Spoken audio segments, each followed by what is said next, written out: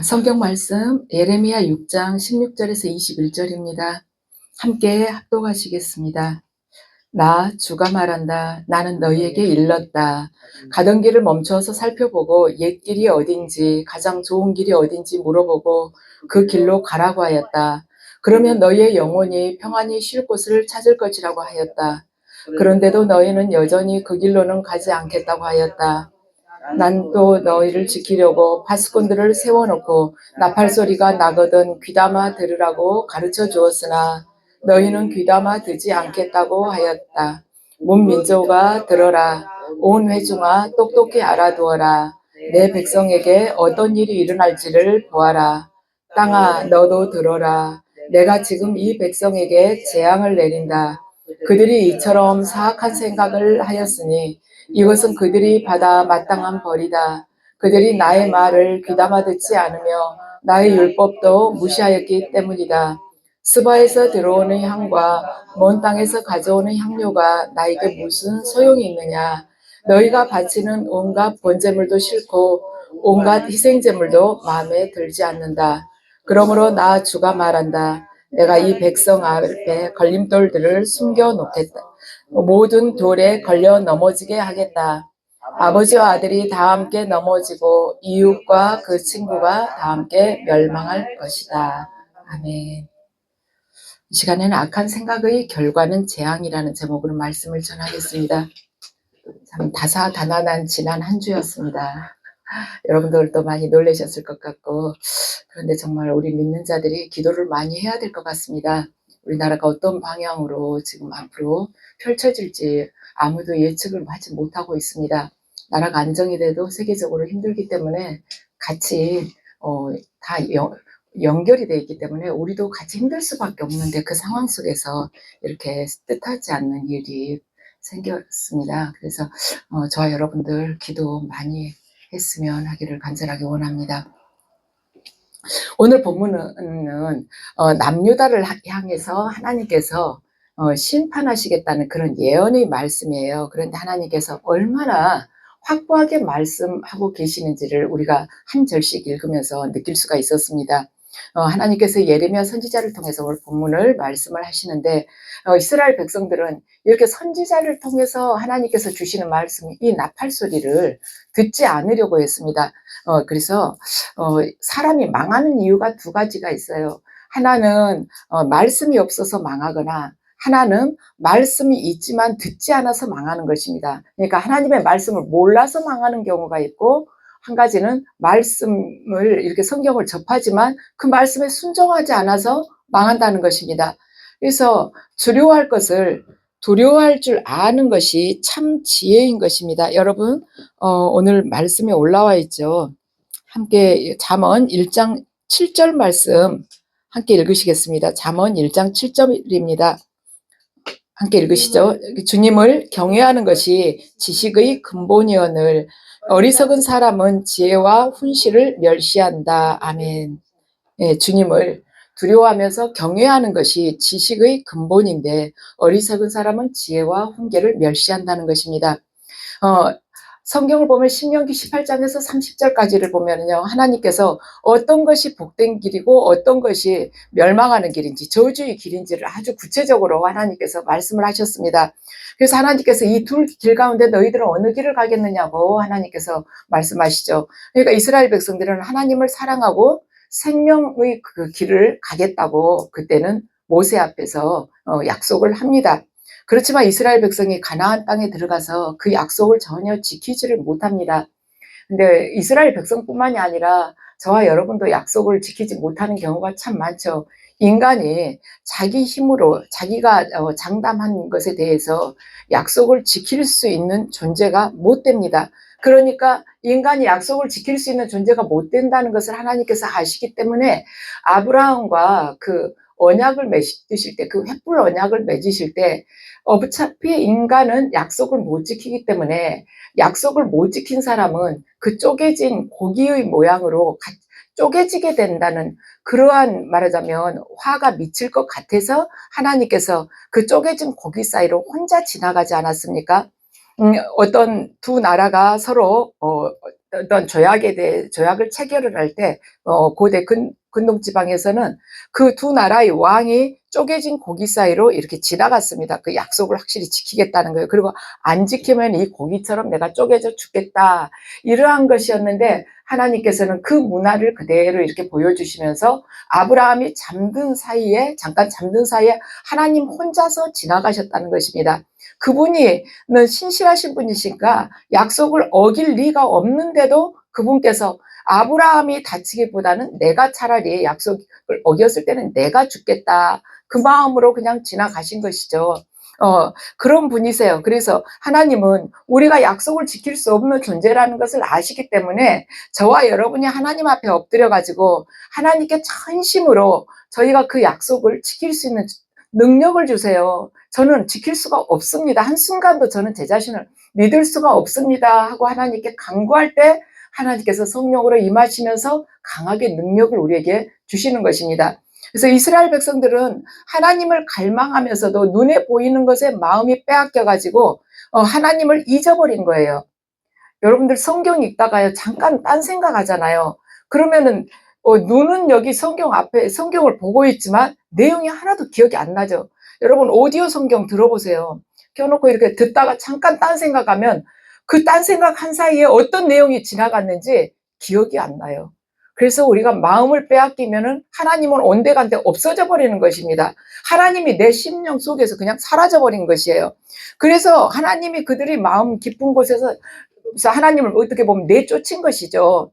그러다 보니까 그들이 종교 행위 자체가 다 형식이 돼버린 것입니다. 왜냐하면 마음이 없었기 때문에 그냥 형식적으로 제사를 드리는 거예요. 그러니까 이 내 마음 안에서 하나님이 계시지 않기 때문에 파멸을 하게 된 것이죠. 하나님을 섬기지 않는데 하나님께서 어떻게 그들에게 축복하시겠습니까? 하나님의 말씀에 순종하지 않는데 하나님께서 그들을 어떻게 축복을 할 수가 있겠습니까? 그래서 저주의 길을 그들이 걸어가게 된 것입니다.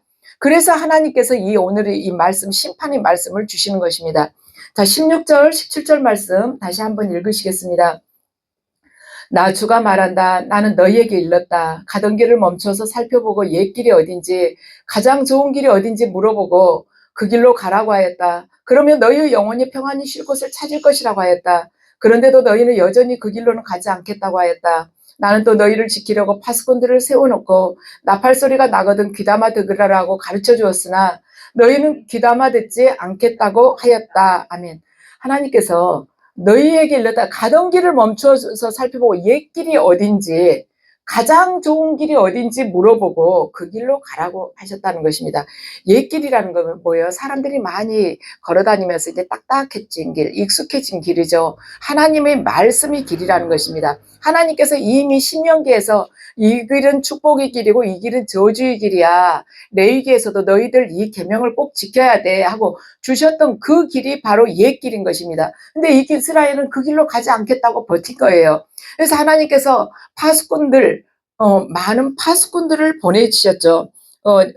너희를 지키려고 파수꾼들을 세워놓고 한 명을 보낸 게 아니라 많은 사람들을 세웠다는 것입니다. 그래가지고 경고의 나팔 소리를 계속 하나님께서 내셨지만은 그들은 귀를 막고 듣지를 않았어요. 그러니까 부모가 공부를 하라고 해도 게임에 중독돼가지고 부모의 말을 가볍게 소홀하게 여긴 거하고 똑같은 것이죠. 그러면서 나중에 점수가 안 좋으면은 나한테 그때 게임하지 말라고 컴퓨터를 뺐지 왜 이렇게 놔뒀냐고 이렇게 또 항의를 할 수도 있는 것입니다. 자, 18절, 19절 말씀입니다. 온 문민조가 들으라. 온 회중아 똑똑히 알아두어라. 너희 백성에게 어떤 일이 일어날지를 보아라. 땅아 너도 들어라. 내가 지금 이 백성에게 재앙을 내린다. 그들이 이처럼 사악한 생각을 하였으니 이것은 그들이 받아 마땅한 벌이다. 그들이 나의 말을 귀담아 듣지 않았으며 나의 율법도 무시하였기 때문이다. 아멘. 너희들 어떤 일이 일어날지 알고 있으라. 왜 재앙이 닥쳤는가? 그들이 사악한 생각을 했기 때문이라는 것입니다. 사악한 생각의 결과가 바로 재앙이라는 것입니다. 그래서 인간이란 이 생각하는 존재예요. 한 개인이 하는 생각의 범위라는 것이 자신의 지식이나 경험 아니면 어떤 외부로부터 얻은 정보 거기에서 다 파생이 되는 것입니다. 인간은 그 안에 이렇게 국한이 되었어요. 나올 수 있는 생각이. 그래, 유치원생은 경험이나 지식이 짧죠. 그래서 유치원생이 하루 종일 아무리 생각을 많이 한다 할지라도 성인의 그 어른의 지혜를 따라갈 수가 없는 것입니다. 왜냐하면 그가 생각을 안 하는 것이 아니라 생각을 많이 했어요. 그런데 문제는 그 생각이 어떤 생각이냐는 것입니다. 얼마나 깊은 생각이냐 그거예요. 그래서 이스라엘 백성들은 악한 생각대로 산 결과 패망의 길을 가게 되었습니다. 우리가 구원을 받는다면은 일단 영적으로 구원받고 하나님의 자녀가 되는 그 영적인 구원, 거듭남의 그 구원을 받고 나서 그 후에 믿음 생활은 혼의 구원을 위한 길인 것입니다. 우리 생각과 이 의식이 관념들이 다 바뀌어야 되는 것이에요. 영적인 구원은 한순간입니다. 한순간에 이루어져요. 성령 안에서 거듭나면 되니까. 근데 이 혼의 구원이 점진적이라는 것입니다. 점진적으로라도 구원이 되면 좋지만 그 중간에서 90% 이상들이 다들 말하자면 탈락을 하게 된다는 것입니다. 지금 이 시대는 미디어 천국입니다. 하루 종일 얼마나 많은 메시지와 정보들이 쏟아져 나옵니까? 그래서 하나님 말씀을 거기에 빠져가지고 하나님 말씀을 묵상하지 않으면 반드시 파멸에 이른다는 것입니다. 휴대폰 켜놓으면 시간 간 줄 모르고 볼 수가 있어요. 그러잖아요. 말하자면 화면 하나 봐도 그 옆에 보면은 또 볼만한 게 또 나오고 또 나오고. 한참 보다가 꺼놨다가 다음에 또 켜면은 이게 알고리즘이 돼가지고 내가 전에 못 봤는가 그 비슷한 주제들이 쭉 또 올라와가지고 혼을 쏙 빼놓잖아요. 그래서 하나님 말씀대로 생각하는 습관을 가져야 된다는 거예요. 우리가 성경을 읽는 이유, 왜 성경을 반드시 읽어야 되느냐, 왜 성경인가? 이유는 뭐냐면 성경의 말씀대로 생각하는 습관이 내 온 몸과 피와 살속과 뼛속까지 젖어 들어야만이 세상으로부터 구별된 삶을 살 수가 있기 때문에 성경을 읽어야 된다는 것입니다. 인간은요, 아무리 자기가 똑똑하고 말하자면 지혜로운 것 같아도요, 하는 생각이 망할 생각만 하는 것이에요. 사기꾼들은 얼마나 교묘합니까? 그런데 그 사기꾼에게 혹해가지고 사기 당한 사람 있잖아요. 그 사람이 뭐 당할 줄 알고 당하겠습니까? 이러이러하게 하면 돈 번다니까 돈 벌 생각만 한 것이에요. 돈을 그렇게 그거 반대로 생각해갖고 이럴 가능성이 있겠구나 그 생각은 하지 않는 것입니다. 여러분들도 그런 전화 많이 받으실 거예요. 사모님 어디 오피스텔 분양하는데 좀 해보시라고 너무 좋다고 그래서 사모님한테 연락드렸다고 이런 거 받아보셨을 거예요. 그래요. 그렇게 해가지고 우리 그 마음을 빼앗아서 결국에는 멸망으로 가게끔 내 안에 숨어있던 그 욕망에 불을 붙여가지고 멸망으로 가게끔 하는 경우가 숱하게 많다는 것입니다. 하나님께서 그러죠. 그들이 내 말을 귀담아서 듣지 않으며 내 율법도 무시했기 때문에 그들에게 내가 재앙을 내린다는 것입니다. 우리는요, 생각하기에 우리가 하나님 앞에서 어떤 대단한 일을 하면 하나님께서 굉장히 기뻐하실 걸로 알지만은 그 대단한 일도 우리하고 하나님하고 바른 관계에 있을 때 그때 대단한 일을 해야만이 하나님께 영광이 되고 기뻐하시는 것이지 내 마음속은 죄로 오염되었으면서 겉으로는 무슨 교회를 세운다 아니면 겉으로 무슨 하나님 나라를 위해서 뭘 한다 무슨 어디다가 자선을 한다 그 구제를 한다 이것이 의미가 없다는 것입니다. 속에는 죄가 가득 찼는데 내가 교회 와서 봉사한다 내가 하나님 나라를 위해서 이러이러하게 어디에 내가 구제했다 그거 하나님이 기뻐하시지 않는다는 것이죠. 나의 율법을 무시했기 때문에 그렇게 한다는 것은요 얼굴 세수도 안 하고 화장하는 거하고 똑같은 거예요. 그러니까 속은 새카마면서 하나님 앞에 뭔가 보이게끔 뭔가 하려고 하는 거 이것을 바로 그 유대 백성들이 했다는 것입니다. 속에는 죄악이 가득 차고 돌아서서 그렇게 우상 숭배를 하고는 하나님 앞에서는 아가징으로 손에다 피 묻히면서 짐승을 잡아가지고 제사를 드렸다는 것이죠. 그래서 하나님께서는요 우리가 도박해서 번 돈 가지고 11조 내는 거 별로 기뻐하시지 않습니다. 우리가 정직하게 번 돈으로 작은 11조를 낸다 할지라도 내면 하나님께 영광이 되지만은 큰 불의한 방법으로 큰 돈을 벌어가지고 교회에다가 건축원금 낸다 전혀 기뻐하시지 않는다는 것이죠. 그런 교회 싫다고 그러시는 것이죠. 그래서 이스라엘 백성들이 삶은 말씀과 동떨어져 있으면서 자신의 그 행위로 보상하고자 한 거예요. 그러니까 주님 이거하고 같이 말하자면 상쇄를 시킵시다. 내가 조금 죄는 지었습니다. 그렇지만 제가 헌금 많이 했잖아요. 그러니까 용서해 주실 수 있죠. 용서해 주시지 않습니다. 종교인의 문제는 뭐냐면 눈에 보이는 것을 가지고 하나님의 마음을 달래려고 하는 것입니다. 그리고 하나님을 자기가 원하는 방향으로 끌고 가려고 그래요. 자기가 하나님 앞에 엎드려서 그 예수 그리스도 안에 속하려고 하는 것이 아니라 자기 생각이 옳다고 생각하고 그쪽으로 하나님을 끌고 가려고 하는 것이 종교인의 문제라는 것입니다. 자, 20절, 21절 함께 읽으시겠습니다. 스바에서 들어오는 향과 먼 땅에서 가져오는 향료가 나에게 무슨 소용이 있느냐? 너희가 바치는 온갖 번제물도 싫고 온갖 희생제물도 마음에 들지 않는다. 그러므로 나 주가 말한다. 내가 이 백성 앞에 걸림돌들을 숨겨놓아서 모두 돌에 걸려 넘어지게 하겠다. 아버지와 아들이 다 함께 넘어지고 이웃과 그 친구가 다 함께 멸망할 것이다. 아멘. 비싸고 좋은 거 가져와서 하나님 앞에서 번제를 드리면 하나님께서 기뻐하실 것 같지만은 하나님 말씀대로 살지 않는다면 아무리 많은 것을 가져와도 스바의 향과 먼 땅에서 가지고 있는 향료를 가지고 와도 그 번제물도 싫고 온갖 희생제물도 싫다고 말씀하시는 것입니다.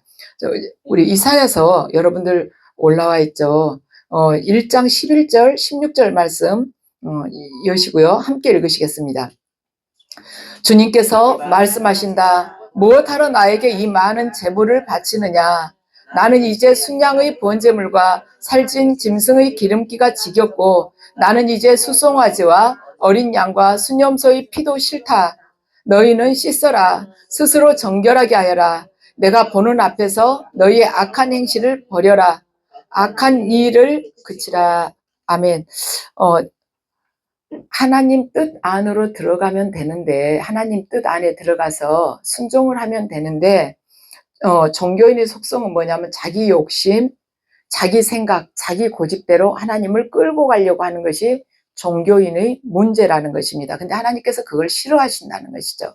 그래서 하나님은 저와 여러분이 참 명심해야 될 것이 뭐냐면 하나님을 멀리 떠나간 사람들에 대해서라기보다는 하나님 곁에 있으면서 하나님 뜻을 무시하고 자기 뜻대로 사는 사람들에 대해서 하나님께서 더 많이 분노하신다는 것입니다. 아예 하나님을 모르고 불교를 믿는다거나 아니면 무종교로 있는 그 사람들에 대해서 분노하시기보다는 하나님 옆에 있으면서 하나님 말씀대로는 살지 않으면서 제 마음대로 살면서 자기 욕망이 추구하는 대로 살면서 하나님을 믿는다고 하면서 밖에 나가서 그렇게 자기를 포장해서 말하는 경우, 그리고 스스로가 영광 받으려고 하는 그 사람에 대해서 하나님께서는 더 분노하신다는 것입니다. 그래서 우리가 자신을 잘 성찰을 할 필요가 반드시 있는 것입니다. 나는 내 자신에 대해서 오해하고 있는 거 아닌가, 착각하고 있는 것은 아닌가. 그 착각은 어느 누가 거기에 대해서 지적을 해도 듣지 않으려고 할 것입니다. 근데 다들 스스로가 자존심 상한다고 생각할 수 있죠. 여러분들 성경을 꼼꼼하게 읽으시면서요, 남과 비교하지 마시고 성경 말씀에 여러분 자신을 비추어 가지고 회개할 것이 있으면 반드시 회개하시기 바랍니다. 왜냐하면 남과 비교하면 항상 나는 괜찮거든요. 왜냐하면 저 사람보다는 내가 좀 괜찮지 않냐. 근데 제가 지난 주일에도 말씀드렸지만 하나님께서 보시는 그 관점은, 심판의 관점은 뭐냐면 상대적인 것이 아니라, 상대적으로 판단하신 것이 아니라 절대적 판단을 하신다는 거예요. 그래서 너는 어느 권사보다는 더 나아, 너는 집사지만 어느 권사보다 더 낫잖아, 이렇게 하시는 것이 아니고 성경 말씀만 기준으로 해서 그대로 하신다는 것입니다. 그래서 하나님 앞에서는요, 하나님의 아들이나 아니면 세계적으로 이름난 유명한 사역자도 다 필요가 없는 것입니다. 하나님은 말씀 그대로 행하시는 분이세요. 그렇기 때문에 당신의 아들이었지만, 예수 그리스도께서 하나님의 아들이셨지만 온 인류의 죄를 그분께서 짊어지셨을 때 그분께서는, 하나님께서는 사망을 허락하신 것입니다. 당신의 아들이지만 죄를 짊어졌을 때, 죄와 함께하게 되었을 때 십자가에서 죽게끔 하나님께서 그냥 허락을 하셨다는 것이에요. 그걸 생각하면 저와 여러분이 범죄했을 경우에 하나님께서 그거 하나를 그냥 적당히 봐주고 넘어가시겠습니까? 당신의 아들도 그렇게 하신 분이에요. 그래서 죄의 싹슨 사망이라고 말씀하셨는데, 그래요. 당신의 아들에게도 죄의 싹슨 사망이라는 것을 그대로 적용을 시키신 분이신 것입니다. 그래서 저와 여러분이 이 세상에서 두려워해야 될 것이 뭐냐면 하나님과 죄, 이 두 가지라는 것입니다. 하나님, 죄만을 두려워해야 돼요. 사람을 두려워할 필요는 없습니다. 우리가 하나님을 두려워하게 되면 그 무엇도 두려운 것이 없기 때문입니다. 자, 하나님께서는요, 하나님 곁에 있으면서도 하나님 말씀에 불순종한 자기 마음대로 산 이 유대 백성들에 대해서 분노를 하셨습니다. 북이스라엘이 어떻게 멸망하는지 남유다 백성들이 다 봤거든요. 그런데도 돌이키지 않는 남유다 백성들을 보시고 하나님께서 통탄을 하신 것입니다. 아버지가 알코올 중독으로 폐인이 된 것을 아들이 봤는데도 다시 또 아들조차도 알코올 중독이 되는 것을 보고 엄마 입장에서는 얼마나 통탄을 하겠습니까? 그런 마음이 들지 않겠습니까? 그거하고 똑같다는 것이에요. 망하는 것을 보고 왜 제가 저러지? 이런 생각을 했는데 하나님께서 그 마음을 갖고 계시다는 것입니다. 저와 여러분도 그래요. 우리 나름 스스로는 나는 믿음 생활 오래 했다고 자부하지만 하나님을 내 마음대로 내 생각대로 그렇게 착각하면서 나는 죄가 없다, 나는 잘 믿고 있다고 생각하는 부분이 없냐는 것입니다. 지금 남유다 백성들만 우리가 탓할 것이 아니라 나도 믿는다고 하면서 실은 나 스스로가 우상이 되어가지고 나를 섬겼고 내 욕망, 내 탐욕이 우상이 되었고 돈이, 권력이, 내 자식이, 나의 말하자면 평안함이, 나태함이 우상이 되어가지고 하나님으로부터는 멀어져 있는 사람이 아닌가, 그걸 성찰을 해보자는 것입니다. 하나님께서 왜 이스라엘 백성들을 부르셨겠습니까? 하나님께서 이스라엘 백성, 특별히 믿음의 조상인 아브라함을 부르신 목적을 우리가 살펴보면 아브라함의 후손인 우리들이 무엇 때문에 하나님 앞에 부름을 받았는지를 알 수가 있습니다. 자, 창세기 18장 19절 말씀 함께 읽으시겠습니다. 내가 아브라함을 선택한 것은 그가 자식들과 자손을 잘 가르쳐서 나에게 순종하게 하고 옳고 바른 일을 하도록 가르치라는 뜻에서 한 것이다. 그의 자손이 아브라함에게 배운 대로 하면 나는 아브라함에게 약속한 대로 다 이루어 주겠다. 아멘. 하나님께서 아브라함과 그 자식들, 그 후손들, 권속들에게 기대한 것은 뭐냐면 딱 하나인데 그게 뭐냐면 하나님께 순종하고 옳고 바른 일을 하라는 것입니다. 그것이 바로 우리들에게 지금 우리들을 부르신 목적도 또한 같다는 것이죠. 그런데 이스라엘 백성들은 그 길을 가지 않았어요. 죄에 대한 회개는 없이 그냥 형식적인 제사만 드린 것입니다. 그러니까 율법에 대해서 강조는 했지만은 자신들이 마음은 부패해 가지고 있었던 것이에요. 강도의 소굴이었습니다. 그런데 예수님께서 이 이스라엘 땅에 예수님께서 오신 것입니다. 처음 하나님께서 아브라함을 부르시며 그 후손들에게 원하셨던 그 길에서부터 너무 멀리 떨어져 있는 이스라엘에 오셨어요. 그래가지고 부연해버린 세상에 오셔가지고 예수님께서 하신 것이 뭔가 제사 제도를 그냥 철폐를 하셨습니다. 제사 제도를 없애버린 거예요.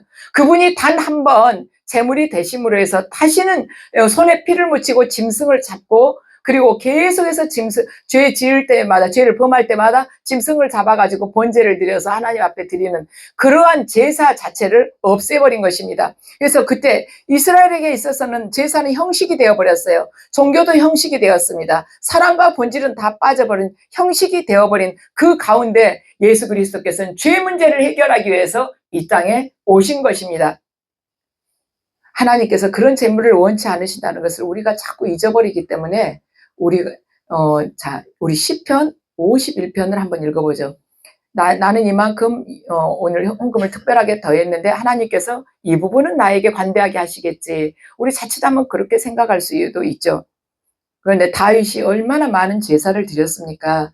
그런데 다윗이 지금 시편 51편 오늘 본문은 밧세바와 동침하고 나서 태어난 아기가 죽고 나서 드리는 기도입니다. 자, 51편 16절 17절입니다. 주님은 재물을 반기지 않으시며 내가 번제를 드리더라도 기뻐하지 않으십니다. 하나님께서 원하시는 재물은 찢겨진 심령입니다. 찢겨진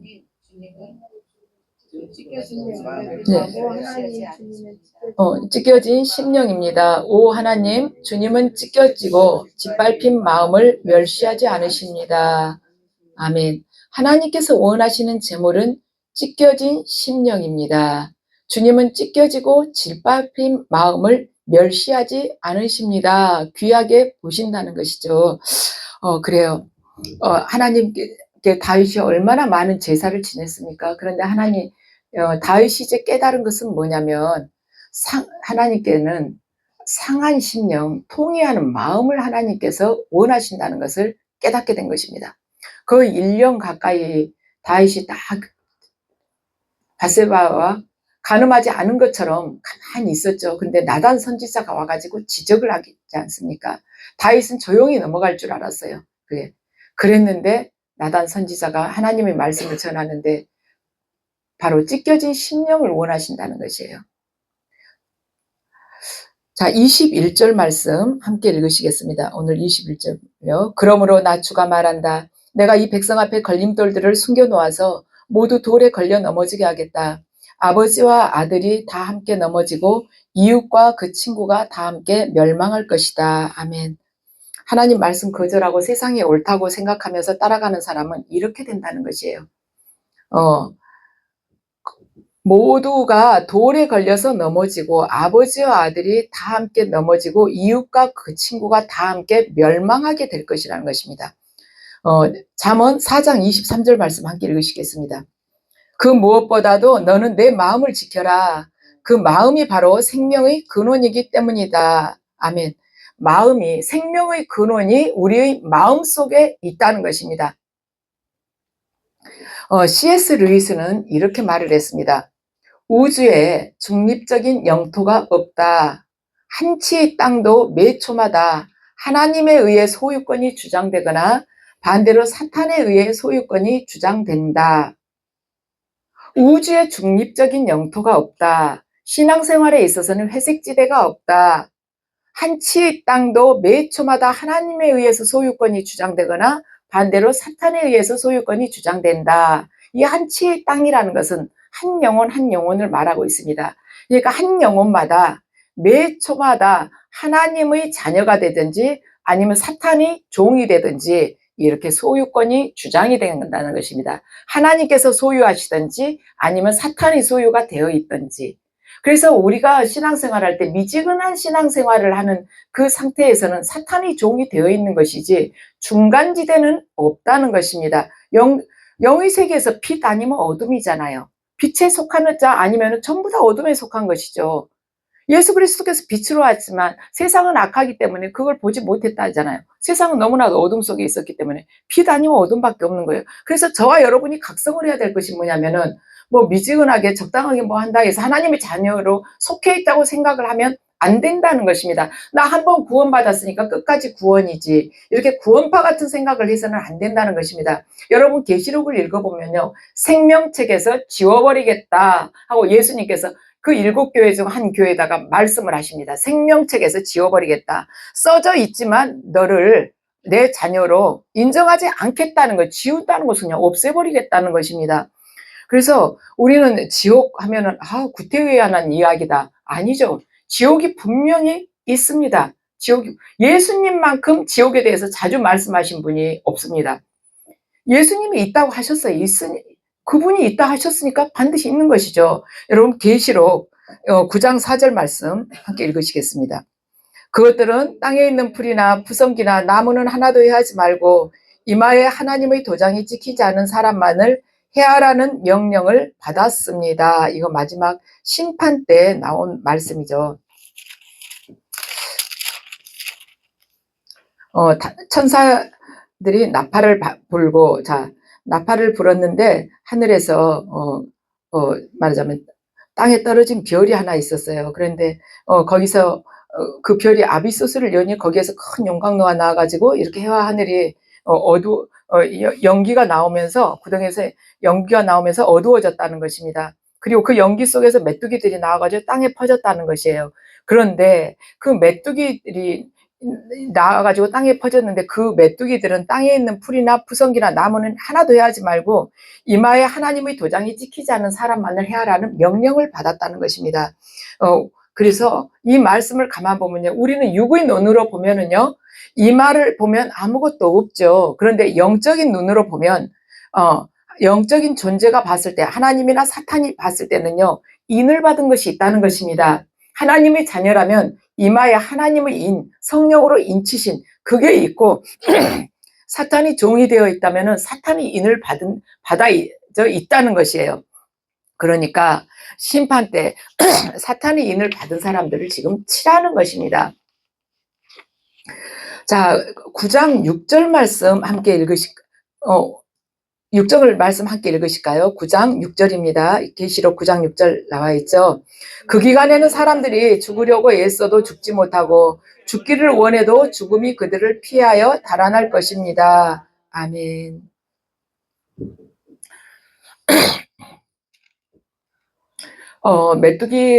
메뚜기들이 나와가지고 온 땅에서 풀이나 푸성기를 다 먹어버리고 정갈 같은 게 나와가지고 사람을 계속 쏠 때 고통을 받는데, 그 기간 동안에는 이 정갈이 쏘는 고통이 너무 아파가지고 죽고 싶어도 죽으려고 애를 써도 죽지 못하고 죽기를 원해도 죽음이 그들을 피하여 달아날 것이라는 거예요. 이게 심판 때 일어나는 일이라는 것입니다. 여러분, 죽고 싶어도 죽을 수가 없다는 것입니다. 우리 너무 힘들 때 어때요? 내일 아침이 다시는 오지 않았으면 좋겠다. 그냥 이대로 계속 밤이 되었으면 좋겠다. 내가 땅속에 묻혔으면 좋겠다. 그런 생각 들 때 있지 않습니까? 죽고 싶은 거죠. 그렇지만 다음날 아침 고통스러운 시간들이 또 시작이 되는 것이에요. 그렇게 죽고 싶어도 죽을 수 없는 그때가 온다는 것입니다. 그리고 죽기를 원해도 죽음이 그들을 피하여 달아날 것이다. 죽음이 그들을 피했다는 거예요. 죽음의 사자가 그들이 죽이려고 한 것이 아니라 죽지 못하도록 그냥 피해서 도망을 가버렸다는 것입니다. 그래서 죄라는 것이 얼마나 무서운가. 죄 범죄할 때는 별거 아닌 것 같지만 거기에 대한 대가를 치른다는 것이 얼마나 큰 고통을 가져오는가. 죽는 것보다 더 큰 고통이라는 거예요. 차라리 죽으면 모르기라도 하죠. 그런데 죽음보다 더 큰 고통이 죄에 대한 대가라는 것입니다. 근데 하나님께서 지금 예수님 그리스도께서 주신 말씀이잖아요. 반드시 이것이 그대로 이루어진다는 것이에요. 그래서 저와 여러분이 이 마지막 때 자칫하면은 마음을 세상에 빼앗기고 범죄하기가 십상이고, 또한 다들 바쁘다는 이유로 믿음 생활을 소홀히 하고 게으르게 하기가 쉽지만은 하나님의 이 말씀에 비추어서 그 말씀으로부터 벗어난 일은 우리가 한치도 해서는 안 된다는 것입니다. 예레미야 7장 3절 말씀 함께 읽으시겠습니다. 나 만군의 주 이스라엘 하나님의 말한다. 너희의 모든 생활과 행실을 고쳐라. 그러면 내가 이곳에서 너희와 함께 머물러 살겠다. 아멘. 생각이 바뀌어야만이 행실이 바뀌고, 행실이 바뀌어야만이 삶이 바뀌는 것입니다. 그래서 삶이 바뀌어야만이 내가 속한 영적인 나라가 바뀌게 되는 것입니다.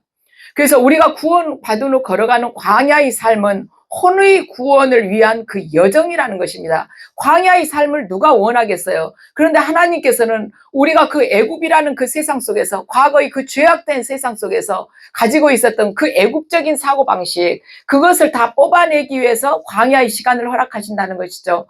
구원은 한순간에 이루어집니다. 이스라엘 백성들이 애굽을 탈출할 때 홍해를 건너는 것은 그는 하룻밤 사이에 이루어졌어요. 우리의 구원도 한순간에 이루어지는 것입니다. 그렇지만 이스라엘 백성들이 광야 생활 40년을 하면서 40년 동안 하나님께서 왜 그걸 허락을 하셨습니까? 이스라엘 백성들을 말씀의 사람으로 바꾼 것입니다. 40년 동안 하나님께서 이스라엘 백성들을 향해서 하신 일은 그들을 하나님의 백성으로 삼으신 거예요. 하나님의 백성, 그 나라의 말하자면 왕의 통치를 받는 자, 말씀에 순종하는 자로 그들을 바꾼 것입니다. 그래서 광야의 시간을 우리에게 허락하신 목적은 바로 말씀의 사람으로 바꾸어가는 그 과정을 우리에게 허락을 하신 것입니다. 그 시간을 통해서 우리는 하나님을 더 깊이 만나게 되고 그분을 알게 되고 또한 말씀의 사람으로 변화되게 되는 것입니다. 이 세상에 영향력을 많이 주는 사람들을 우리는 몇 사람 정도 이렇게 꼽아서 알 수가 있습니다. 그렇지만 이 세상에 많은 영향력을 준 사람들은 어떤 분야에 훌륭한 사람들이 아닙니다. 세상에 영향력을 많이 준 사람들요. 그들은 몇 가지 훈련을 통해 가지고 훌륭해진 사람들이에요. 세상에 영향력을 많이 끼친 사람들, 여러 가지를 두루두루 잘해가지고 된 것이 아니라 몇 가지 훈련을 열심히 훌륭하게 치러낸 사람들이라는 것입니다. 여러분이 삶이 가치 있기를 바란다면 높은 IQ나 EQ를 가질 필요가 없습니다. 좋은 집안이나 큰 멋진 아주 내노라 하는 그런 학벌을 갖지 않아도 되는 것이에요. 다만 몇 가지 아주 기본적인 것, 단순한 것, 영광스러운 것, 불변한 것, 그리고 영원한 것을 알고 그 다음에 그것들에게 사로잡히는 것입니다. 우리가 단순한 것, 기본적인 것, 영원한 것, 영광스러운 것, 불변한 것에 우리들이 사로잡히고 그 사로잡힌 그것들에게 우리의 생명을 바치게 된다면 우리 또한 이 세상에 많은 영향력을 끼칠 수 있는 자가 되는 것입니다. 그러므로 여기 있는 저나 여러분이나 누구든지 이 세상에 영향력을, 선한 영향력을 줄 수가 있습니다. 세상을 바꿀 힘은 저와 여러분 이 안에 있는 것이 아니라 바로 저와 여러분이 사로잡힌 그것 안에 있기 때문에 우리가 나약하지만 연약하지만 우리를 통해서 세상이 변화될 수 있다는 것입니다.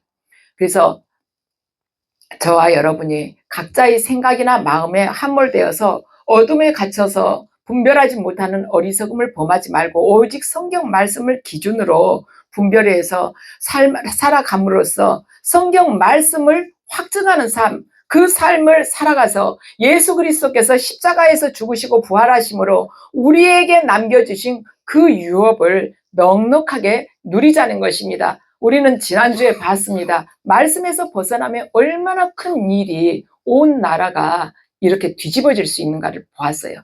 그러면 우리 또 역으로 이렇게 생각을 해볼 수가 있죠. 우리가 말씀에 순종하면서 말씀대로 살아갈 때 온 세상 또한 거꾸로 뒤집어질 수가 있는 것입니다. 악한 세상이 선하게 바뀔 수가 있고 어둠이 장악하고 있는 세상이 하나님의 영토로 하나님의 주권이 그 통치를 받는 그런 세상으로 바뀔 수가 있는 것입니다. 그래서 저와 여러분이 절대로 연약하다고 내 나이가 몇이냐 하고 생각할 게 아니라 내 안에 계신 내가 사로잡힌 그것을 붙들고 계신 하나님께서는 영원 무궁하신 분이시기 때문에 불변하신 분이시기 때문에 그분께 의지하고 승리하는 믿음 생활을 살아가시기를 예수 그리스도의 이름으로 축원합니다.